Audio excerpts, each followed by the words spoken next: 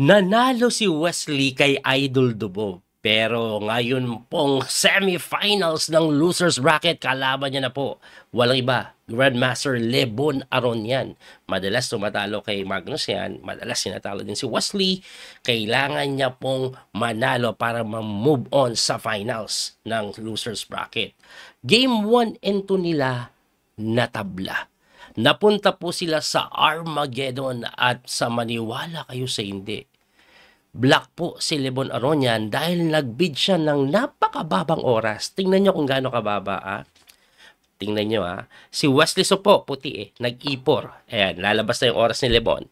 Siya po ay nag-E5 at meron po siyang 7 minuto. Ayun. So, 7 minutes, pinartida niya. Ano, actually, below 7 minutes eh. Parang, 6:57 siguro yan.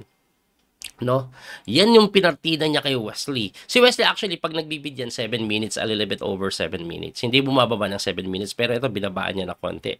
Anyway, after E5, Knight F3, Knight C6, Bishop C4, si Wesley, Italian.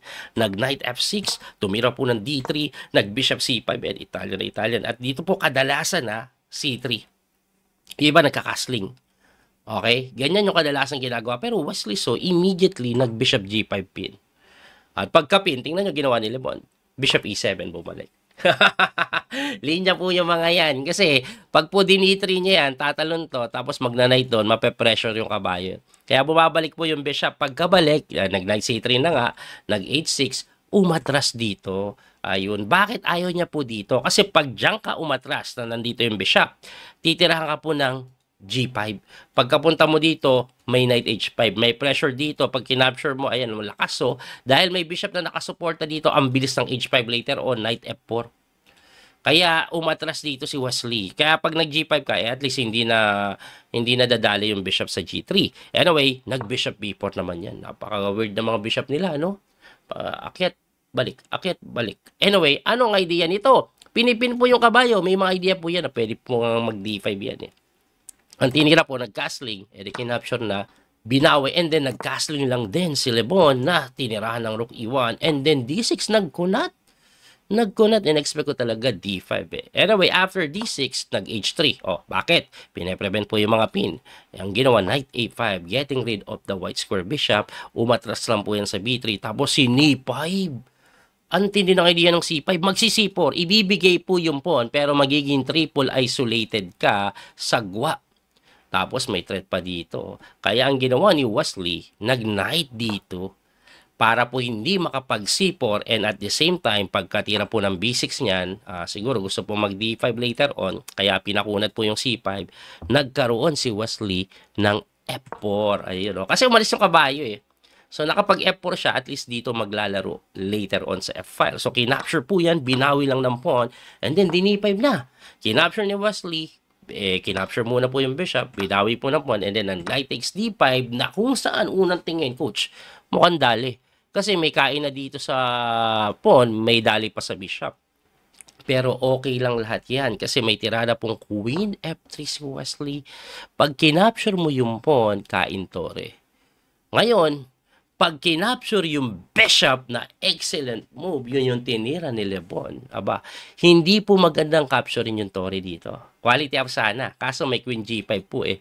Ang lupit ng mga threat, Bishop H3, may pressure sa G2. Kaya hindi pwedeng kainin. Ang ginawa ni Wesley, kinapture niya po yung kabayo. Pagka-capture sa kabayo, nag-develop yan. Bishop E6 lang. And then, tumira po si Wesley ng Rook lang po sa may E3. Dalawang bagay. Pwede pong magbaterya. Pwede din gumanito later on. May pressure po sa H6 na kung saan sinagot ni Lebon ng A5. Baka kasi magbaterya ka eh.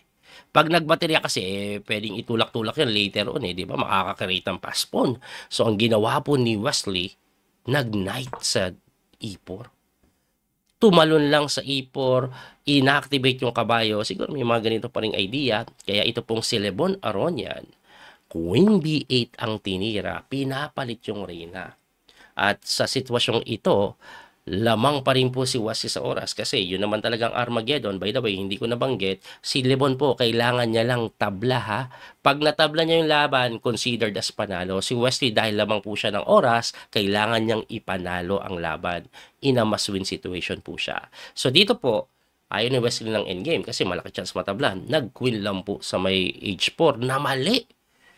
Na mali. Bakit mali? Ipapakita ko. Kasi bumalik si Lebon eh. Oh, oh, oh. Eh, bumalik din si Wesley. Bumalik si Lebon. Uy, tabla. Tabla. Alam niyo kung bakit mali?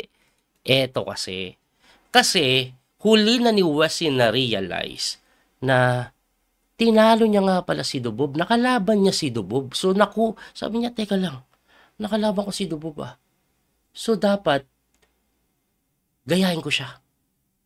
Na-realize na ba nang uli na oh? Knight F6. Nag-ala Dubob. Nag-sacrifice ng kabayo pero brilliant si move. Grabe. Hanap na yan. At ang matindi, pagka-sacrifice, lamang daw po si Wesley. Yung tira po na dapat gawin ni Lebon, wag niya daw kainin. Ang itira daw po, King H8.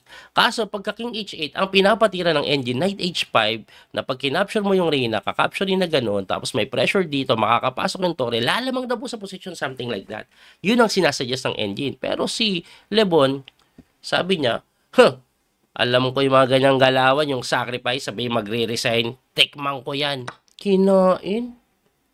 De pagka-capture, kinapture ni Wesley yung pawn sa H6 at ito po ang mga masakit na bagay na paparating.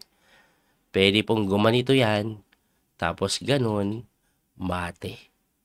Yan ang masakit na bagay na paparating. Kaya ang tinira po ni Lebon, Bishop F5. So, hindi ka ngayon makapag-rook E5. Kaso, may isa pang rook si Wesley, Rook F1. Inaatake yung bishop, tumakbo sa G6 at ito na. Rook F4. Rook H4 panapos na tira yan dahil mate. Ubos.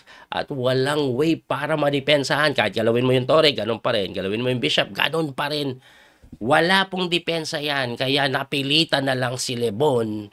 Kinapture niya yan ng Reyna, binawi at ito po'y completely winning na. Pagkatira po ng Queen F4, nag-B5.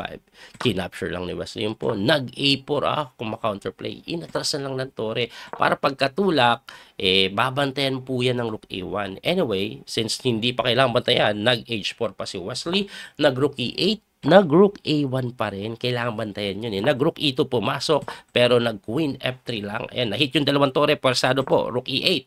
Pagka Rook E8, Wesley so, no? Pwede niya na pong kainin. Pero sabi niya, ayokong kainin yan. Dito lang ako. Tinulakan niya yung bishop. Na-chinek po siya. Kinapture takes. Pagka king move, halos mag-resign na yan. Kasi po, threat po yung Torre. Ngayon, ang sigurong iisipin nyo, hindi ba pwedeng itulak? Pwede namang itulak, kaso chichiking ka eh. Tapos kakainin mo na to, bagsak pa rin yung pawn na depensahan. So, ang ginawa ni Lebon, bishop lang doon, hinarangan. Hinarangan. Oo nga naman, no? Pag kinain mo yan ng pawn, itutulak ko to, wala kang check. Uy! Okay pa. Kaso, queen lang po sa may G4, resign si Lebon Aronian sa kadahilanan na ang sunod po na tira, kakainin yung Torre kahit saan ka pumunta. Pag kasi ikaw pumunta dito or dito sa ilalim, kainin lang yung Torre. Pag tinulak, check po doon, tapos makakapunta pa rin dito, babagsak talaga yung pawn. Pag naman po dito tumakbo, di kakainin pa rin. Pagkatulak, kakainin yung bishop with a check kahit saan ka pumunta, Queen A8, mababantayan yung pawn. Kaya nag-design na. At dahil dyan, Wesley So tutungo sa finals ng losers bracket. At ang nakalaban niya po, si Gregory Oparin, na hindi ko na magawa ng video, kaya sabihin ko na lang kung sino ang nanalo. Walang iba, kundi si Wesley So. Pasok sa finals bigla ng Division 1. At sino makakalaban niya Division 1 finals? MBL. Grabe, si MBL nalaglag din niya na maaga no? Pero dumire-diretso At ayan na. So, MBL Wesley So ang maglalaban sa finals ng Division 2. Anong meron pag nag-champion? Next leg po, automatic, nasa Division 1 bracket knockout system na siya. Ganon, masiseeded na siya. Kasama niya na agad sila Magnus, automatic na yun. Abangan po natin yun, ah. Muli, ito po yung Coach Pinamaster Daniel Causo. Sana po nag-enjoy kayo at may natuwa, may natutunan dito po sa video natin. Hanggang sa muling pagkikita, God bless po mga kabiyahe. Thank you po. Bye-bye. Salamat ng marami sa suporta. That little mouse, 'cause I'm an albatross.